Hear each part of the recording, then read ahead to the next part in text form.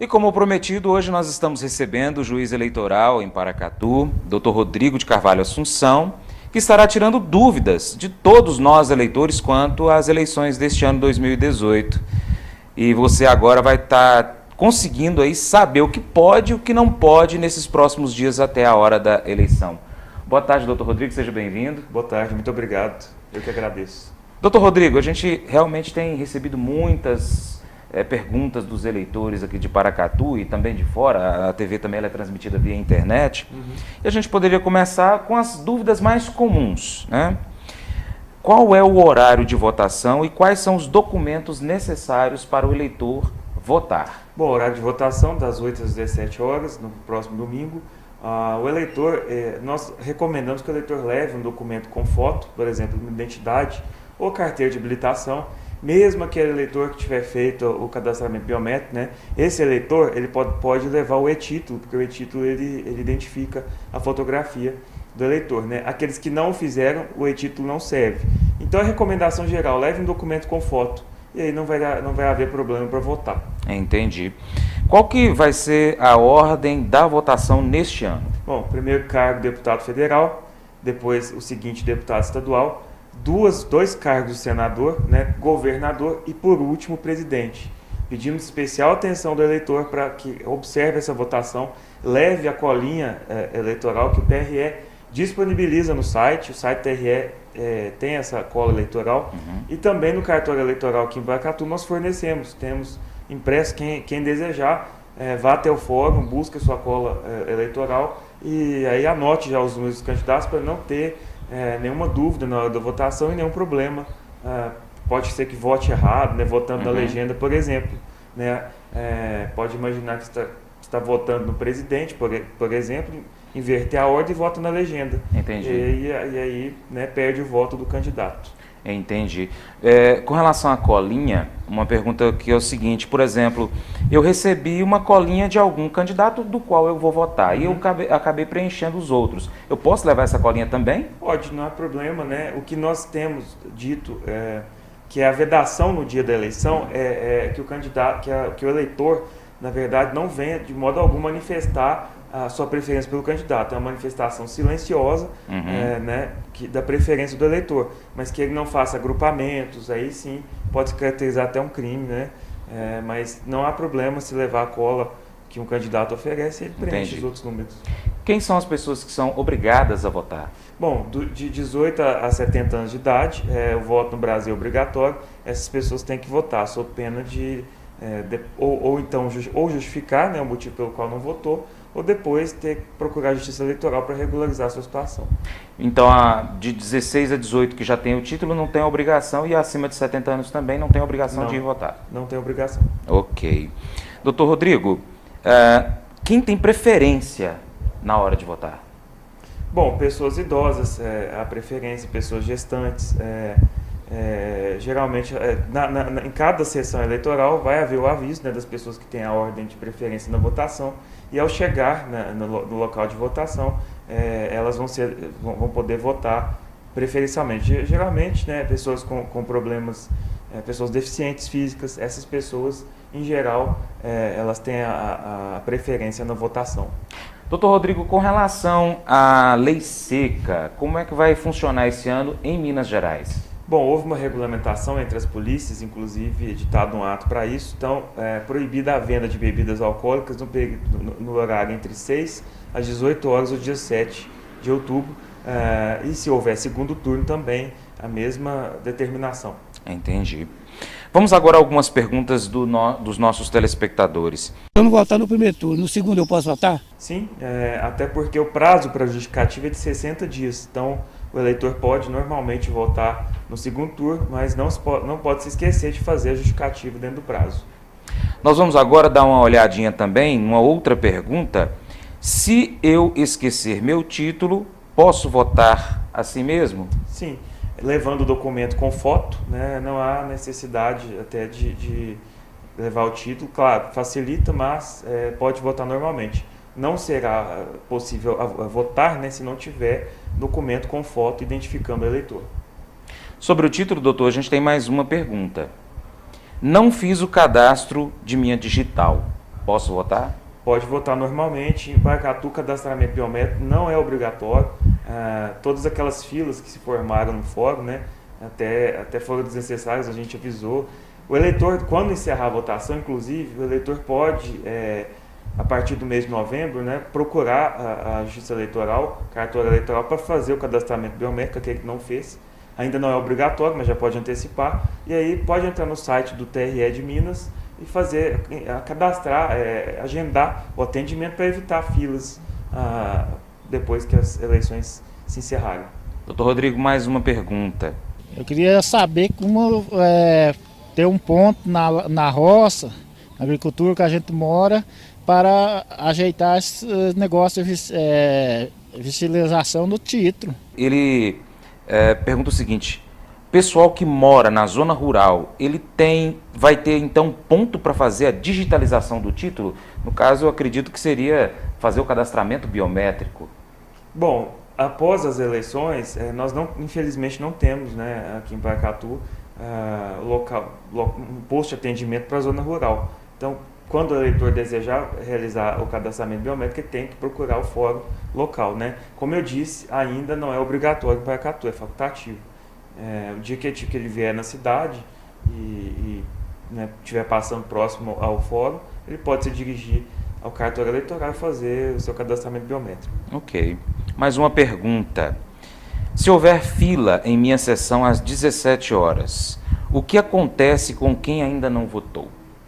Bom, nesse caso é entregue uma senha para o eleitor, né, e aí ele vota normalmente, não é prejudicado em razão da demora. Até porque nesse ano, como houve o cadastramento biométrico e a votação é híbrida, né, então podemos ter algumas filas e algumas sessões a votação se encerrar após 17 horas. Então, recebida a senha, ele vota normalmente. Entendi. Mais uma pergunta.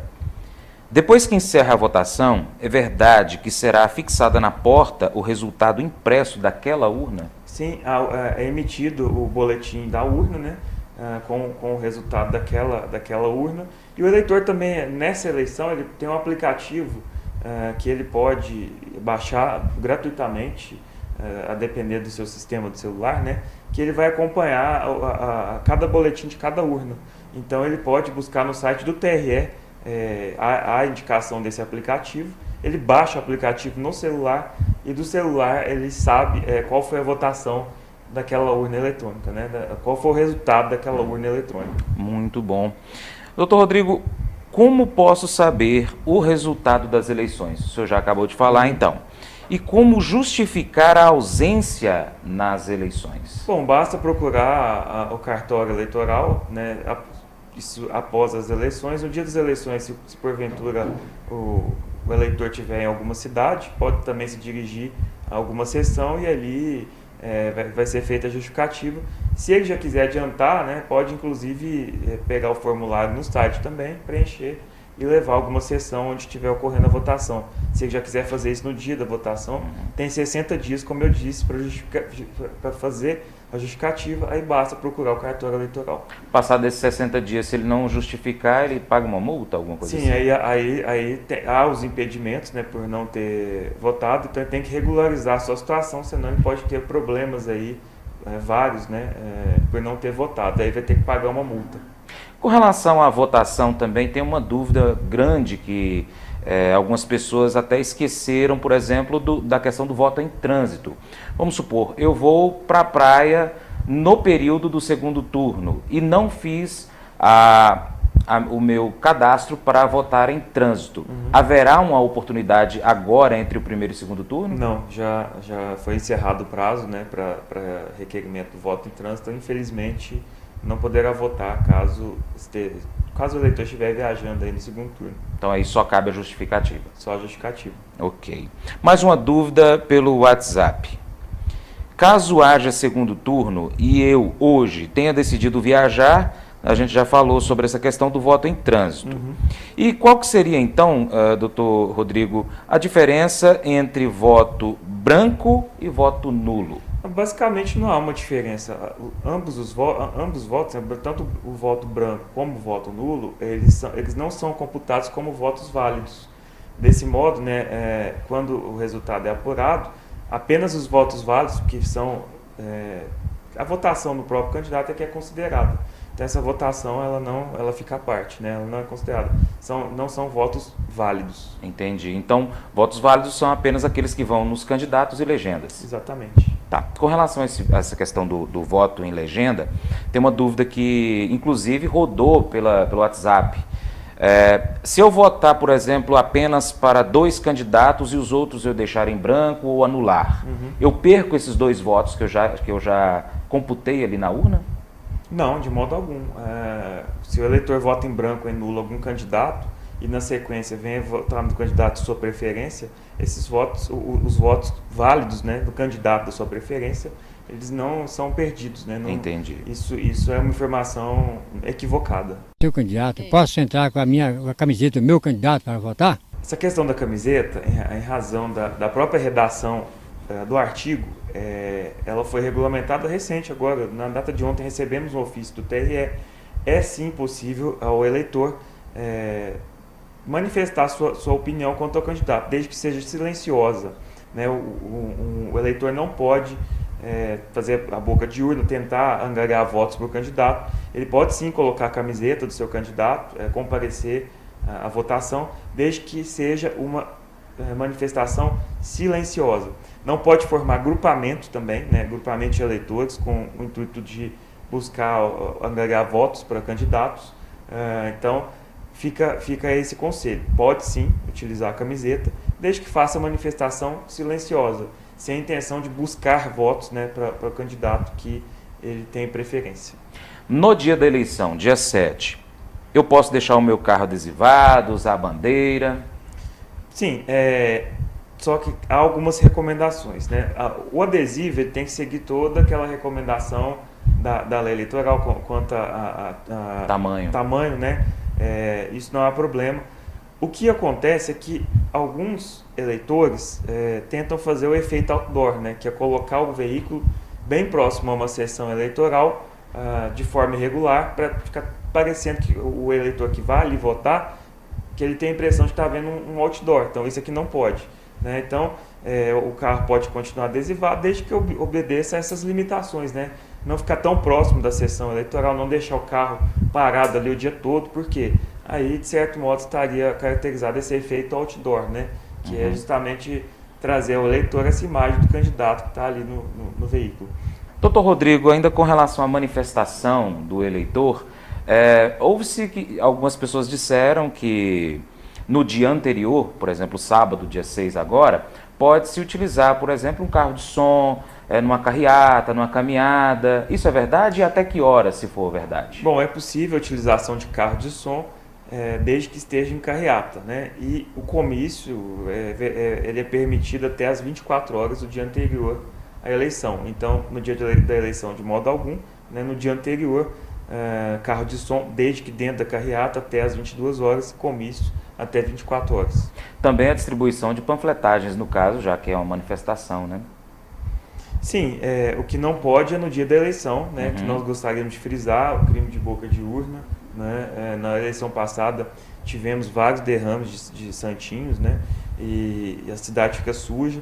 O candidato, se for constatado de algum modo que ele concorreu para aquele ato, ele pode ser punido, e o eleitor pode inclusive ser conduzido, né, e permanecer durante todo o tempo da eleição em um local apropriado e ainda responder processo criminal. Então, no dia da eleição, repito, apenas a manifestação silenciosa do eleitor, né, jamais agrupamentos ou entrega de panfletos, santinhos, com o intuito de captar votos. Isso é crime, né, e o eleitor pode responder por isso. Hoje o cidadão já está acostumado a fotografar e filmar tudo que faz.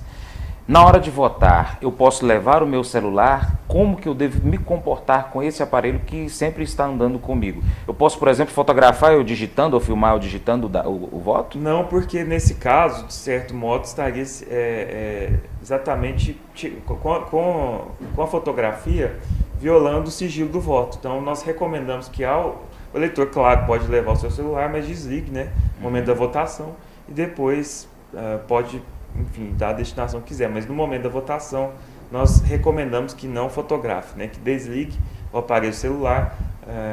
É a festa da democracia, ninguém tem a obrigação de revelar o seu voto, o voto é secreto e por isso é importante, né, essa objeção de fotografar o ato do voto, né? Entendi. Com relação à assinatura, doutor Rodrigo, algumas pessoas comentaram que eu poderia, por exemplo, acrescentar o número do meu candidato ali na minha assinatura. Outras pessoas já falam que não pode acrescentar nada na assinatura. E às vezes as pessoas também falam assim, mas e se eu votar e alguma pessoa lá chegar e colocar uma rasura na minha assinatura depois de eu já ter votado?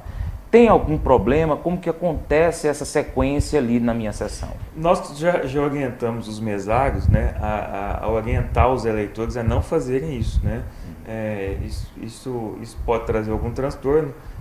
Aparentemente não há anulação do voto em razão disso, porém pode ter algum problema, até mesmo, de certo modo, ser enquadrado aí nessa questão da manifestação silenciosa do voto, né? Então, não faça isso, né? Não há necessidade, vai trazer um transtorno a mais. Criaram-se muitos mitos nessa eleição, né? Esse é um deles. Então, nós pedimos ao eleitor que não coloque lá o número do seu candidato, né?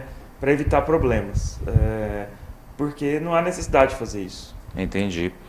Se a gente encontrar alguém fazendo aí o derramamento de santinhos, a distribuição de santinhos no dia da eleição, o que o eleitor deve fazer com relação a essa situação? Bom, recomendamos que o eleitor diz que é o 190, porque a polícia militar, né, possa ir até o local e efetuar a condução ou a polícia civil, efetuar a condução do eleitor que estiver fazendo esse tipo de ato, né? Se possível, se ele tiver, por exemplo, com um aparelho celular, até fotografar, né, justamente para registrar o meio de prova, né? Entendi. O eleitor também é nosso fiscal nas eleições, então nós pedimos, né, esse auxílio. Se algum eleitor tiver de algum modo fazendo a boca de urna no dia da eleição, ligue para a polícia, né, e tente registrar ali aquele ato para nos auxiliar depois na apuração desse crime. Doutor Rodrigo, eu vou agradecer a participação do senhor hoje no Jornal da Cidade. A gente fica muito feliz com esses esclarecimentos. Eu acredito que todos os telespectadores hoje estão aí podendo tirar a grande maioria das dúvidas, né? E deixo o espaço para o senhor poder estar falando diretamente ao eleitor. Bom, eu que agradeço o convite. Na verdade, domingo é o dia da festa da democracia, né? Então, o eleitor tem que escolher bem o seu candidato, analisar as propostas e votar com consciência, porque depois seremos governados por 4 anos, né? E daí não há mais como voltar atrás. Então, vote consciente, escolha seu candidato com firmeza, né? Analise suas propostas e desejamos aí, né, que no domingo tenhamos um dia tranquilo, com a votação tranquila, como eu disse, é a festa da democracia, e aguardamos o eleitor lá, né, para votar e escolher o seu representante. Obrigado, boa tarde. Boa tarde.